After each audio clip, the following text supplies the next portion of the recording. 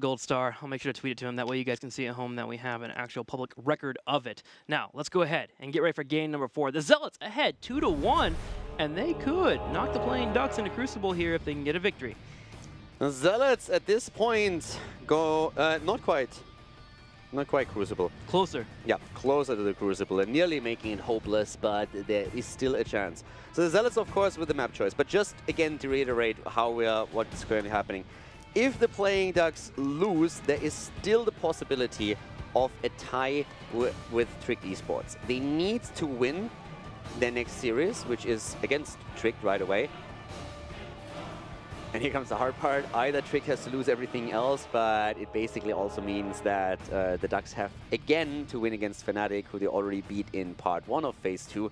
But they kind of have to do that again. But there is still technically a chance that even if they lose here, that they can make it. But it is a very small one at that. The ball is not in the court of the Playing Ducks. A lot of weird things have to happen. And if you are a Team Liquid fan, you're currently also cheering for the Zealots, because if the Zealots win here, then it basically means that Liquid is also safe. And that means they'll make it to the playoffs, which will be happening in a couple weeks. Make sure you tune in here for those playoffs that will be happening. If they find our 3rd team to move into the HGC finals. Now, Dignitas still has to get another win, I believe, to get the 2nd seed, if I remember correctly, which should be happening this weekend. So we'll see if they get that 2nd seed, and we'll be all set up for the HGC finals, man. I cannot wait for BlizzCon. First week of November. I hope you guys are excited. It's not only the HGC finals. First of all, the playoffs are going to be sick. You heard it earlier. We asked Bad Benny. So Bad Benny expects that the experts are now going to be in the playoffs. He thinks that Dignitas is most likely not going to screw up the rest of their games. So he expects that they have to go through the playoffs and that they won't be able to just get that 2nd seed. So we asked him, what do you think, who's going to be your biggest opponent in the playoffs? And he just said, well, you know what, with all the teams that we have in there right now, probably Tricked, it's probably going to be the Zealots, and we're probably going to have to face off against Team Liquid as well. He said it could literally be anyone at this point, and that alone already tells you that we are in for some fantastic games when we are hitting these playoffs. But we're not there just yet. Not there. Couple more weeks. It'll be a great day, regardless. Make sure to set it up on your calendar. 2 weeks, and then, of course, the Crucible will be the week after. And then we'll have a couple weeks break, come back for the HGC Finals. So our next month and a half is looking pretty darn solid if you're an HGC fan. Now, we're getting ready for game number 4 here. As a reminder, it's going to be on an Infernal Shrines here. With it being Infernal Shrines, the draft starts, and do we see the ETC again? Is that a trick question? That is a trick question. If you say no, you're fired. My question is... Okay. My question... That was harsh. My question is rather, do we see Leoric again? And I would say the answer to that question is also a definite yes. Because I understand why the teams did not go for him on Sky Temple. I really think it's one of the weaker maps for the new playstyle that Leoric has. Again, you don't just simply roam between 2 lanes and try to get the wave clear. You're actually now... active part in the team fights, and you have a vital role in trying to reduce your opponent's damage and a thorn in their side with a stain. So I would be shocked to not see Leoric making an appearance in this draft now. Gul'dan banned out. The Ducks not allowing Zealots to move into it, with them being Infernal Shrines. They play Gul'dan themselves and know how strong it can be on the battleground. It seems they have a different plan in store. Zealots, thinking about their ban. So far, throughout the series, they have banned Abathur, Genji, and Tassadar. Tassadar usually one of the go-tos that you'll want to ban on this battleground. Ducks have shown that they're willing to play it. Yeah, the Zealots actually take quite a lot of time here now deciding on what to ban at this point. I'm a little bit surprised that it takes them this long. I don't really think that they expected Gul'dan to be banned out right away. Probably thinking about the Tassadar here, but there are a couple of other options as well. Apparently making sure that Chris is not going to get Vala again. The Ducks have highly prioritized the hero. It was actually funny because someone said in an interview recently, I can't remember who it was, that the Ducks have figured out what they're strong with, and then jokingly added, just pick first pick Vala for Chris. So that's kind of the recipe for success, and they're not wrong. They're not wrong, yeah. The Hungering Arrow build coming online has been a staple for the Ducks for a while, and now pretty much everyone in Europe does play it.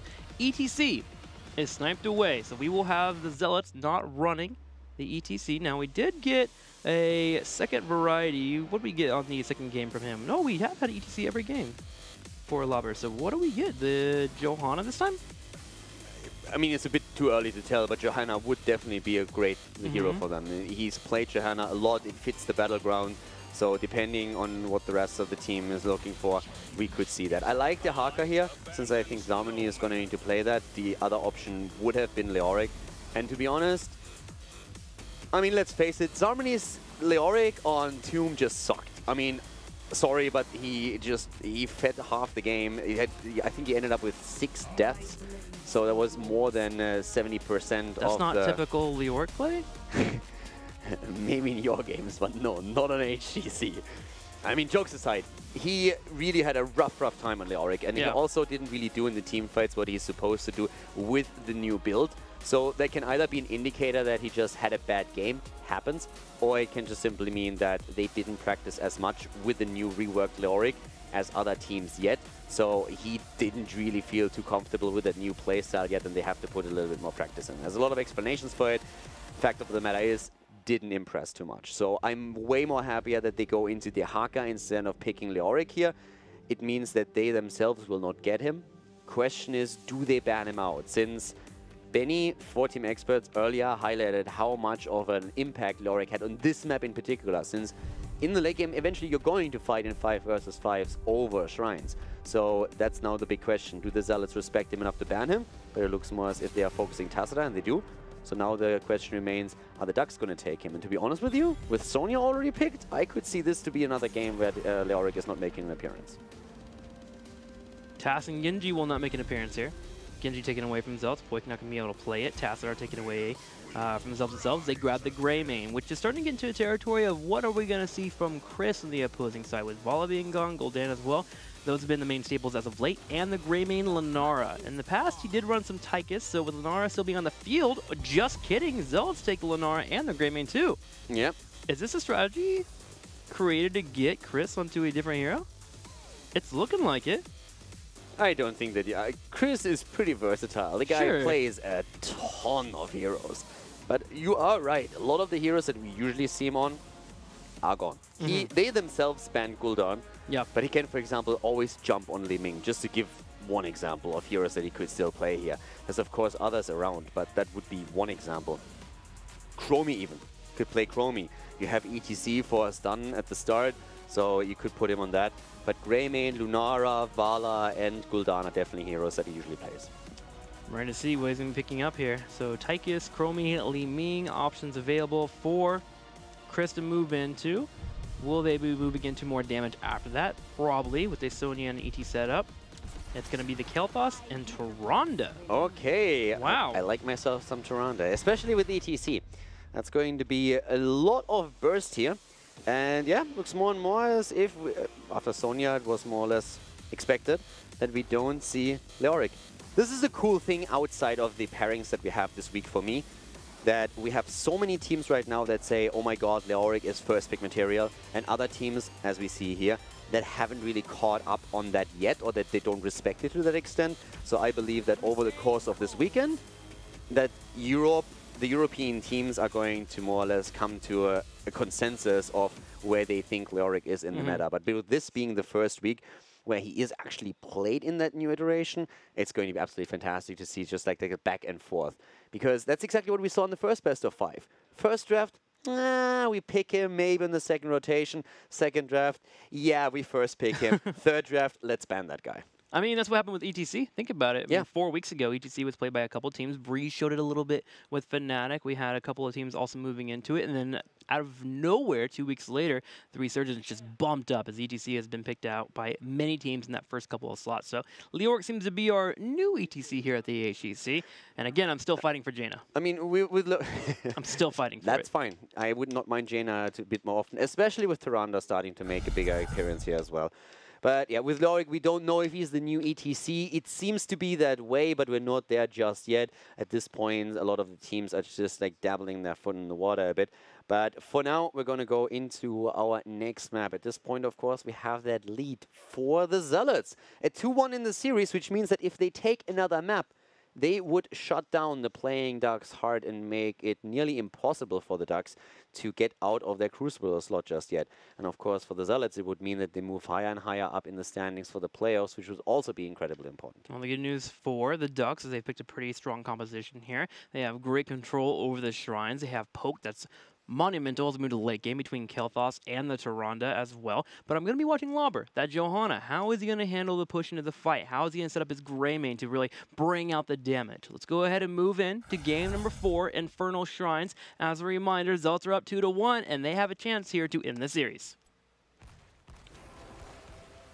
Game number 4, ladies and gentlemen, and to the left, Grand Paquete on Uther for the Zealots. Lauber, the sub-player for Mopsio here today on Johanna. We have Poik on Greymane, Zarmany on Dehaka, and last but not least, Shat on Lunara. On the right side, in the red, the Playing Ducks. Wolf Joe playing Rhaegar, Atherto playing Sonya, Sport Billy on ETC, Nande will be your Tyrande player. Interesting. Chris will be Kael'thas. Yep, Kael'thas being played by Chris for now, and we have Tyrande, which is going to be a lot of fun once again. It is the Owl build on level 1 and on level 13. You are speccing into Owl Talon so that you get the extra damage to level 1, and then the cooldown reduction thanks to level 13, which is going to help you to stack that talent so much easier. It's kind of funny to watch the minimap. People have gotten so used to that owl coming out now when you're facing off against Tyrande. You see them in the middle of the map as they rotate to the 5v5 that you normally see. Everyone just spreads out and makes sure they don't give one stack, because every stack counts as you head towards that 13 as you were mentioning. Yeah, exactly. The stacks are so incredibly important, especially early on. It's also super important that you just play your cards right here, because that can run up quite heavily, especially when you get that Pierce, of course. But for now, we still have those rotations coming. Now, with Lauber on Johanna, I can already tell you one thing, that he really loves to go for Sins Exposed on level 7. It's the one adjustment in the build that he usually goes for. So he's also not one of these players that likes to go for Conviction, but he doesn't quite go for the cooldown reduction that JPL from Dignitas, for example, loves. But Sins Exposed is pretty much a staple for his own approach to Johanna. Sins Exposed and Laws of Hope at 4? Yeah. Okay. We'll keep an eye out for that build here and watch as Johanna tries to stay alive in her fights. At the moment, a Power Slide comes in. We'll hit Johanna, but the Iron Skin comes out from Lauber. Safe, and also no stacks yet for Tyrande. There's also another thing. Just kidding. There we have it. Another point to notice is that we have Block Party taken for ETC. If you're going up against Lunara and Greymane, that makes a lot of sense. Especially since with Tyrande, of course, also delivering some heal and the aggression here, as we can just see. You don't necessarily need to have the proc rock on 1 for the extra heals. You already have more or less 1.5 supports. So instead of that, you're just trying to make sure that you have some block against the auto attacks. But the last kill that we just saw, the first one, more or less highlights already what you can expect from the Playing Ducks in the early game. Trying to get just complete stuns, one after another with ETC Power Slide and then Tyrande moving in, maybe even a Gravity Lapse into a quick kill. Zealots, after losing Johanna, go ahead and focus on pushing down the bottom lane. They also steal away the mercenary camps on the right side. They were setting up for a gank on Kael'thas, but he never came as Chris played safe and cleared out the bottom lane. So they went ahead and moved in for the mercs instead. And they'll go ahead and get a slight push in the middle side. With the Ducks focusing on the Shrine, they're already moving towards 30. Also, here's a quick thing that you can do for your own games. It didn't really work out properly for them here, but you could see after the camp was taken on the opponent's side, what we saw was a quick wave of light sent over to the fountain, and that's for one specific reason. Once you do that, the Khazra camp gets vision of the fountain and will attack it immediately. And so if you do that properly, you can even snipe that fountain and therefore take the sustain in the mid lane away. So that is something that you can incorporate into your own play just to give yourself a slight lead if you happen to take that camp early. Learn something new every day. You know what I learned last week? The Ultalisk on Brax's Holdout, they drop Raging Globes. When you kill them, the Ultalisk on Brax's Holdout, they drop Raging Globes. I was actually unaware of that for a long time. Little things like that, man. You would be surprised how many people actually do not know that in a minion wave, the Raging Globe gets dropped by the mage. Okay, that one's a little out there for me, but I could believe it. It's one of those things that, I mean, at some point... Oh my! Oh my! Oh no! Oh wow, that hurt. A power slide into 3, into Tyrande's stun, into Punisher's stun, resulting in a double kill and a 4 taken down. doesn't get any worse than that. You just got wrecked by the objective. Wow, the Zealots just got punished hard. Colossal mistake there. Grouping up Punisher, the power slide coming in. They lose a fort. Playing Ducks have got to love that play there as they hit 7 on their opponents and they open up the map. I mean, that was also Sport Billy identifying that immediately and just going for it. That was pretty cool. That it was. Playing Ducks, feeling pretty good about that one there. Sport Billy can pat himself on the back.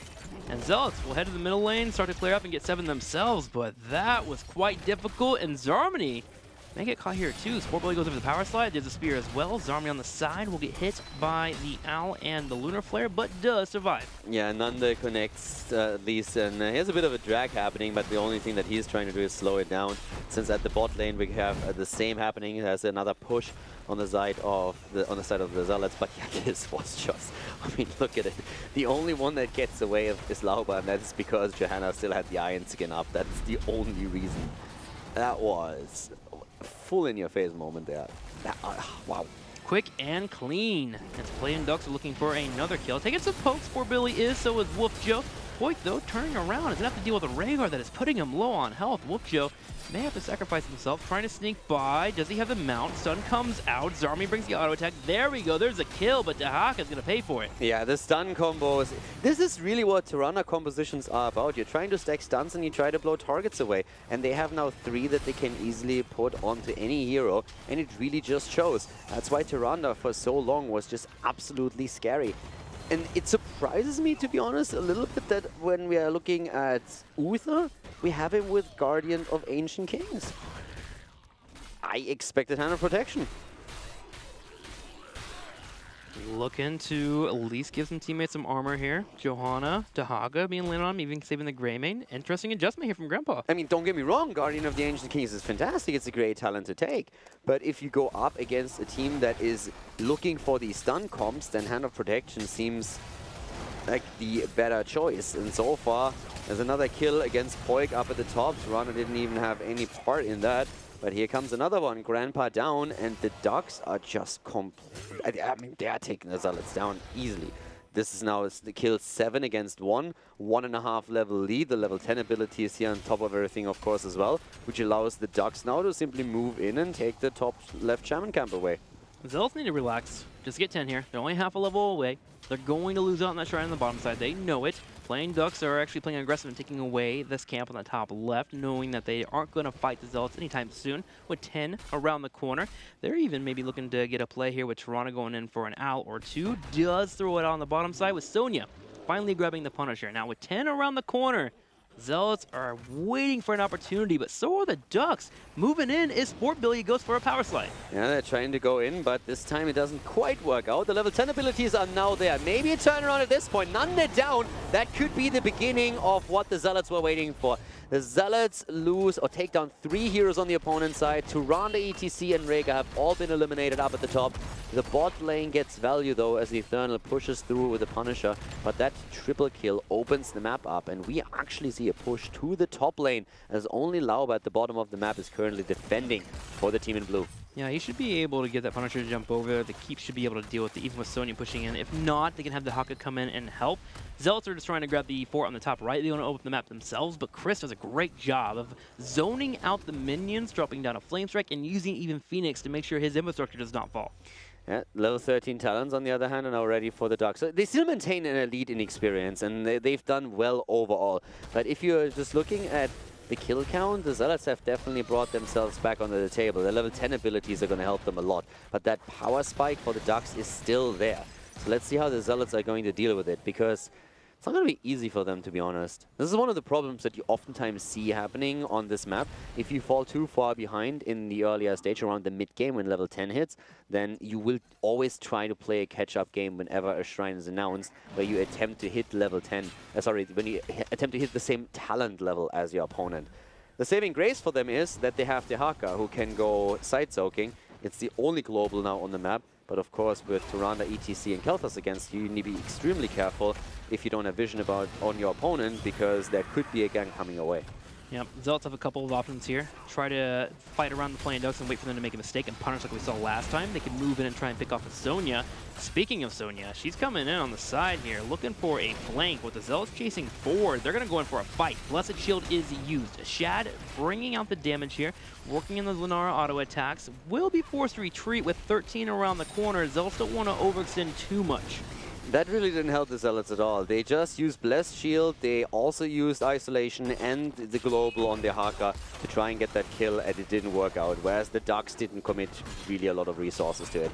So now the level 13 talents are there, but we have a really unfortunate situation for the Zealots. They're still trying to fight this. Here comes the mosh pit though, and the kill against Johanna. Ancestral hits Sport Billy on ETC, and they are able to isolate Zarmony now as well, which results in kill number 2. The Playing Ducks are completely on fire right now. Seriously, can Sport Billy not make any plays on certain heroes? Is there someone that he does not excel at? That was a great read on the mosh pit, seeing Dahaka coming through, just dropping it. Not even attempting to go for a power slide, just waiting for him to walk into it. The Dahaka does so and gets caught. I mean, watching someone like Sport Billy just makes me realize how bad I am at this game. This guy switches from role to role on the highest level of play, and he's actually able to have a massive impact on it. It's absolutely crazy. If you could clone him, you have a top-tier team right there. Sport Billy right now in a tank role and still making play after play. It's really, really impressive, and I mean, kudos. Tip to the hat. This guy is killing it. Sport Billy leading his team to a potential tie here, as they are looking to tie it up against Zealots, as they are behind 2-1 in the series. An engage happens on the side. Playing Ducks clearing the middle. Will be able to get 16 and move in for a fight. There is no mosh pit for 40 seconds, but they have a massive talent advantage. Yeah, they're basically, I think at this point the Zealots are literally saying, guys, we have to fight this. But the problem is with the Haka already blown to pieces, you just simply can't. Hoik is caught on the wrong side of this as well. The Owls are hitting away the entire time. And now Lauba has been hit. We see Sonya just trying to spin after him. He's not falling. Johanna isn't dead, but Greymane is just going to... Well, are they actually going to get a kill against Sport Billy? That's the Divine Shield. It might give him the opportunity, but the heals from Nande and from Wolfjaw just a bit too much. Rampakette sacrifices himself, baits out the Ancestral at least. Issue is that Sonya in the meantime has just taken down Greymane regardless, so all of this for naught. 2 heroes fall, and Lauba himself might even be in trouble, but gets the cooldown on the Iron Skin and moves up. No, team fight as Zealots attempt to split their opponents. Greymane almost getting crisp, but the Ancestral healing does come out, and the Ducks will be able to work on the Shrine. The top lane pushing out. They have a full talent advantage, 16-14, and now it's all about the keeps. Now they'll be moving into this Punisher, and it's an Arcane Punisher, which of course hurts pretty darn badly. Right now, I mean, how do you not get a keep here? You have the Punisher moving through the middle, you have a 2-level lead, nearly 3. You're looking at a talent advantage, and you've been just wrecking your opponent all day long, at least on this map. So this should really be keep, and potentially even be more. If they can just get a kill here, if Sport really gets another mosh pit or just a good power slide with follow-up, they could go for more than that. 1 keep already down, and the question is, how do they progress from here? Do they move with the Punisher up to the top? There's a camp already pushing. Do they try to they get the kill against Shat maybe even? And that might be game. They could go potentially for core here. They're looking for it. Zarmi on the right side, he was posturing for a flank, never went in. The isolation does hit on Rhaegar. Can they get a drag and pull someone underneath the keep? That may be one of their ways for them to come in. Hoik is low. Dahaka gets focused down. The Punisher moving towards the core. Divine Shield will pop off with the mosh pit. Hoik goes in, gets 1 kill, has to retreat as Wolfjaw gets slow. He gets the auto attack and comes in. Grandpa on the back right, and Lobber with the condemn will pull 3 in. Greymane actually surviving, and that's Johanna dead. So Lauba sacrifices himself here. Core has not taken damage, but that was an interesting fight for sure. The mosh pit was cool, but at the same time as the mosh pit hit Greymane, he got the Divine Shield, could get the kills and even escape. You could see how Rhaegar was trying to go for the bite, realized how low he was, moved out, and that's an opportunity that Greymane immediately used to turn around and get the kill shot in.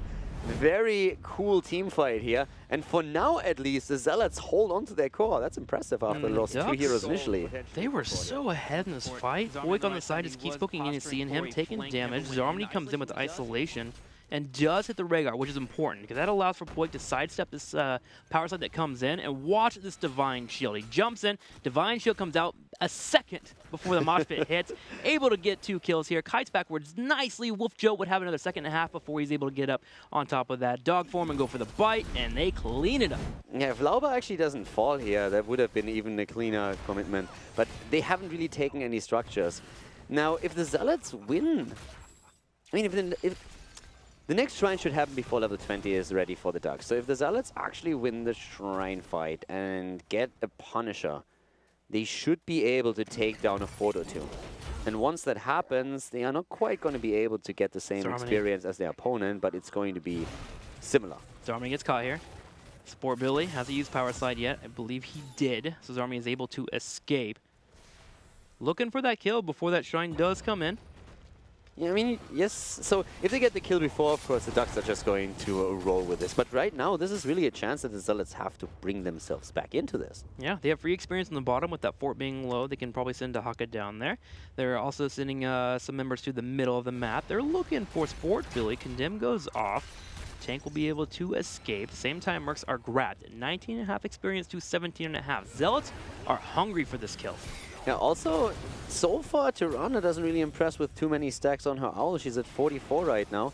Again, by the way, Lauba is being attacked here. Sport Billy moved in, and that's a Phoenix wasted. That didn't really do too much for them. At least not yet. Zarmany moves in, tries to get the drag, doesn't get it. Mosh Pit is once again in. They're trying to save them, but Lauba is down. Johanna is dead. Zarmany got the Divine Shield. Can they get a counter kill? Sport Billy gets hit by the Ancestral. Greymane eliminated, and with the Haka dying, that's a 3-4-0. Grand Paquete also now gravity lapsed, and that makes it 4. At this point, the Ducks can move into the mid lane and end the game. They went for the entire team wipe. And they do so, heading straight towards the middle to work on the core. The Divine Shield coming on top of Dahaka there to allow him to use Isolation and hit a target. It did not hit anyone, which made that fight much more difficult. The moment the Isolation missed, the Playing Ducks pushed forward, and they cleaned up all 5 members of the Zealots. Now they hit the core, and they're going to tie up the series as we move into a game number 5. We're here 2-2. ETC again with a big mosh pit and a big play, and it results in a team wipe and a victory. A 2-2 as the Ducks take the 4th game and force game number 5 out of the series. Really good play overall by the Playing Ducks. We did have that one moment where we did see Poik, of course, defend the core rush that was coming their way. But besides that, Ducks looked great throughout that entire series, controlling every single shrine and making sure to get that big moment of fights. Looking at Sport Billy, man, that power slide underneath the fort, play of the game. Yeah, and also the last one, the mosh pit that he got in. Yes, there was a Divine Shield in the end that saved someone. But they got kills on Johanna every single time before she could use anything, just because it was caught in that mosh pit. So once again, Sport Billy absolutely delivering here on map number 4, and that brings us into the final map of the series. That's right. Let's get ready for game number 5. We'll be right back here to see who will be the winner between the Zealots and the Playing Ducks.